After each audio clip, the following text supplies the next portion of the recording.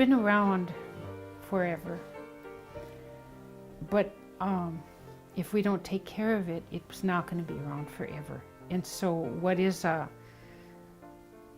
resource that will never be rebuilt in our lifetime, you know, and has taken eons to build, the topsoil and just the whole way it all works together, you know. And now we're trying to mimic the way the buffalo grazed the pastures, the grass, the prairie grasses, so that we can keep that going, because they had it right.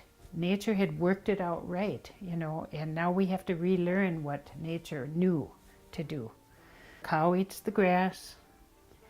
The cow utilizes what she can, and what she doesn't is waste to her, but it's not to the soil. It builds the soil, which grows healthy grass, and anything we do to interrupt that cycle, like chemicals can interrupt that cycle, and we don't use chemicals out here at all. We use herbs for fly control and all that, because we don't want to interrupt that.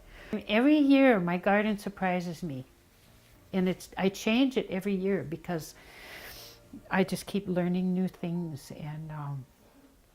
and learning how much I don't know.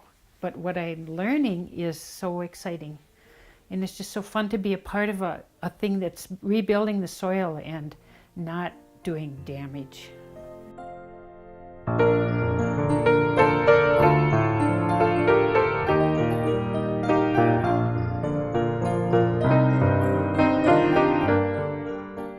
What we would consider junk is what's gonna compost and make the garden grow. I mean, well, come out here in July and I'll show you a garden that is just lush if we don't get hail and huge drought. And it's made from throwaway stuff, you know, the rinds from the fruit and everything else from the kitchen. Just throw it in there, put it in the pile with the grass clippings.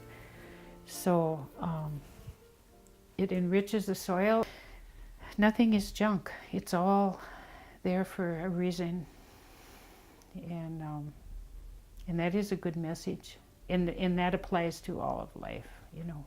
Well, the elderly aren't junk, you know. Kids aren't junk.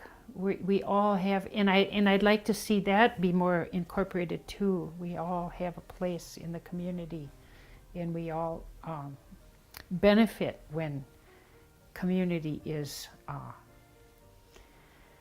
composed of all of its elements. So I mean, it's just all holistic. It all, we can learn so much by just planting a garden.